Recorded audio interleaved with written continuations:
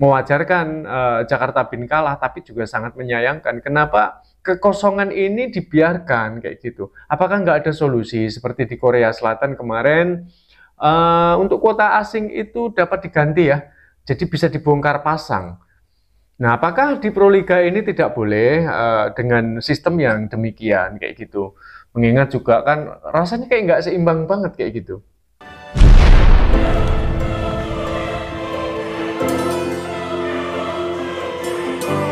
Kabar viral Indonesia saat ini sedang hangat diperbincangkan oleh publis tentang olahraga sepak bola dan juga voli putri Indonesia. Dan hebatnya dari keduanya mampu mengguncang jagat maya. Dari hasil pertandingan timnas sepak bola yang diasuh oleh Sintayong yang banyak mengukir prestasi, namun sepertinya ada hasil pertandingan yang sangat mengecewakan bagi para supporter timnas kita. Karena wasit yang dianggap berpihak sebelah. Apakah pendapat kalian mengenai hal ini? Mungkinkah pertandingan akan diulang melawan Uzbekistan kemarin? Silahkan tulis pendapat kalian di kolom komentar. Masa iya mas? Pertandingan Saya bisa seumur hidup diulang? belum pernah yang namanya pertandingan, apalagi sama-sama timnas antar negara ya, diulang itu belum Padahal pernah. ini liga sangat ini ya, bergengsi ya, ibaratnya Asian Cup. Iya, saya belum pernah mendengar itu, dan saya rasa itu hanya hoax lah, itu hanya pintar-pintar mereka yang membuat konten-konten atau warta berita kayak gitu. Lagi pula juga sudah keluar ya ini jadwal melawan Irak kan? Iya, betul sekali. Dan justru malah saya itu menyoroti pertandingannya itu dengan Qatar saya. Dengan Qatar itu memang tampak sekali wasit itu memang seperti berat sebelah kayak gitu. Karena bolak-balik pelanggaran apa-apa, timnas kita selalu disalahkan ya, dianggapnya salah. Ya, itu memang iya, saya anggap aduh, kata saya sampai greget sekali ya. Kalau deket itu udah saya teriak-teriak gitu. Bahkan Presiden AFC Cup aja sempat bilang katanya yang bisa mengalahkan timnas Indonesia itu adalah wasit. Bisa lah, bisa seperti itu ya, memberikan semangat untuk timnas Indonesia ya. Cuma memang melihat dari performa, prestasi yang diukir oleh Indonesia itu memang banyak peningkatan. Itu sudah tidak dapat dipungkiri. Betul-betul saya lihatin itu lebih berpower, lebih bertenaga, berteknik, dan chemistry-nya itu saya lihat juga di lapangan itu mereka sangat bagus sekali. Hanya saya menyoroti memang kadang-kadang saya juga seperti ini ya, kesempatan untuk memasukkan bola ketika sudah ada di depan gawang itu saya nggak berani menyebutkan nanti.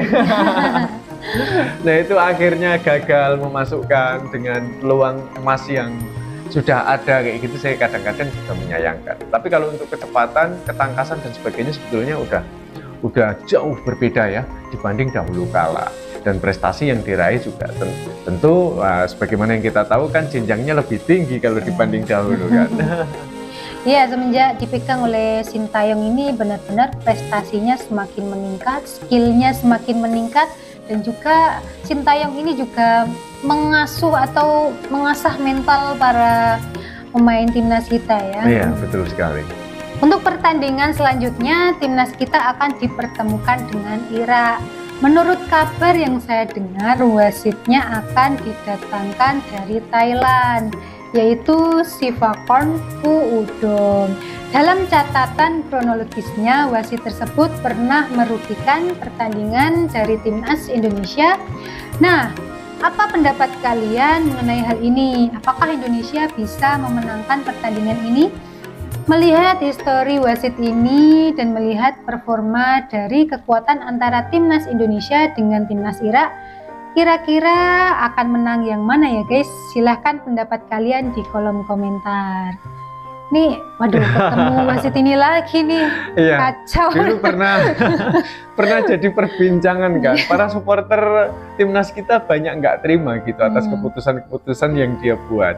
Nah, pada kali ini ketika mau bertanding ya di babak penentuan melawan Irak, terus wasit tersebut digunakan kembali. Akhirnya kan menciptakan rasa ketar-ketir terhadap kita para supporter kan. Pertandingan sangat penting sekali ini. Ya, ini kita hanya mampu berdoa, mendoakan timnas kita semoga nanti bisa mencapai ke dalam kemenangan. Dan juga untuk wasitnya semoga bisa semakin bijak juga semakin dewasa ya. Ya, kalaupun kalah, tetapi kalah dalam keadaan yang fair gitu, adil gitu ya. Iya, yang kita harapkan seperti itu. Itulah perbincangan olahraga sepak bola saat ini yang sedang viral. Lalu kita beralih membahas voli putri Indonesia pun tak kalah luput dari sorotan dunia atas diselenggarakannya Proliga 2024. Nah, membahas tentang voli, saya yakin di sini banyak sekali yang ngefans dengan Mbak Megawati Hangestri Pertiwi. Jadi buat teman-teman yang belum move on nih dari Liga Voli Korea tahun kemarin, musim kemarin, ini akan berlangsung lagi. Mbak Mega ikut turut serta di Liga Voli Korea musim depan. Nah, itu kontraknya itu sudah di-launchingkan di Instagram Redspark sendiri guys. Jadi ini bukan suatu hal yang diragukan lagi ya, sudah menjadi fakta. Sudah ACC ya? Ya, sudah ACC gitu guys. Jadi menurut pendapat kalian gimana guys jika Mbak Mega ini kembali lagi ke Redspark? Silahkan tulis pendapat kalian di kolom komentar. Nah, ini sudah fix nih Mas. Iya, itu memang saya harapkan Mega kembali lagi ke Redspark itu dari dulu. Karena kalau Megawati sampai tidak kembali ke Liga Korea, itu nanti akan sangat rentan sekali dengan meredupnya nama beliau ya, Megawati Megatron ini. Karena juga belum tentu juga support dari para media kalau di luar negara selain dari Korea itu memiliki antusias yang sebegitu tingginya. Nah, mengingat juga begitu besarnya para supporter Redspark maupun Megawati, nanti kalau Megawati sampai tidak kembali ke Redspark, seumpama dia kembali ke Liga Korea namun dengan klub yang lain, itu nanti supporter akan terpecah fokusnya. Di saat para supporter sedang menunggu-nunggu penampilannya, sayangnya Mbak Megawati ini tidak dalam keadaan yang fit 100%, yang mengakibatkan pertandingan perdana Jakarta BIN pada tanggal 25 April Mbak Megawati tidak bisa tampil. Lalu menyusul pertandingan yang kedua saat melawan Bandung Bank BJB harus menelan kekalahan. Pendapat kalian, adakah rasa ketidakpuasan terhadap kedua kali pertandingan yang sudah selesai? Silahkan tulis pendapat kalian di kolom komentar. Nah, ini ada rasa kecewa nggak Mas untuk kekalahan Jakarta BIN ini? Saya kalau kecewa enggak, karena saya juga menyadari Megawati sendiri tidak dalam keadaan baik-baik saja secara kesehatan. Juga penampilannya yang memang sudah kita rindukan ya. Kita berharap Megawati dapat tampil apik gitu, tapi ternyata pada saat pertandingan perdana pada saat tanggal 25 April itu dia nggak kunjung main dengan saya lihat kan auranya yang sangat murung kayak gitu. Kita menyadari itu. Namun untuk hal kedua ini saya sih sangat menyayangkan karena kenapa? Ketika Jakarta BIN dari awal pertandingan Megawati sakit itu baru ada kuota pemain asingnya itu baru ada 1, dan pertandingan yang kedua sudah tahu Megawati itu tidak fit, kenapa diisi juga dengan 1 pemain kuota asing kayak gitu. Padahal sebagaimana yang kita tahu dari berita yang diviralkan itu kan akan masuk ya dari kuota asing itu salah satunya yaitu Kenya Charchaches. Nah, ketika laga sudah digelar 2 kali, ini Kenya ini sama sekali belum muncul, kabar beritanya pun juga kita sendiri minim ya untuk mendapatkan titik dari kejelasannya kayak gitu. Mewajarkan Jakarta BIN kalah, tapi juga sangat menyayangkan kenapa kekosongan ini dibiarkan kayak gitu. Apakah nggak ada solusi seperti di Korea Selatan kemarin untuk kuota asing itu dapat diganti ya jadi bisa dibongkar pasang.